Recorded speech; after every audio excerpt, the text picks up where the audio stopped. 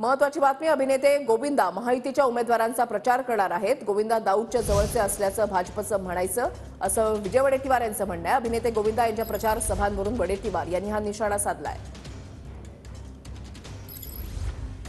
थोडासा नाचगाणं करायचं, करमणूक करायची आणि त्याच्या बदल्यामध्ये मी पैसे म्हणणार नाही, मानधन म्हणू त्याला, मानधन घ्यायचा, हे धंदे होते ना। गोविंदा हा दाऊदकडून किंवा दाऊदचा जवळीक आहे, हे जे काही आरोप झाले ते आरोप कोणी केलेत? भारतीय जनता पक्षाच्या आमदारांनी केलेले आरोप आहेत। अशा व्यक्तीस किंवा अशा अभिनेत्याला आणून प्रचार करणं, त्यामागचा उद्देश हेच आहे की मग आता हिरो राहिला आहे, त्याचा वापर करायचा, लोक गोळा करायचे, लोक त्याला हिरो म्हणून बघायला येतील पण मत थोडी देणार आहेत।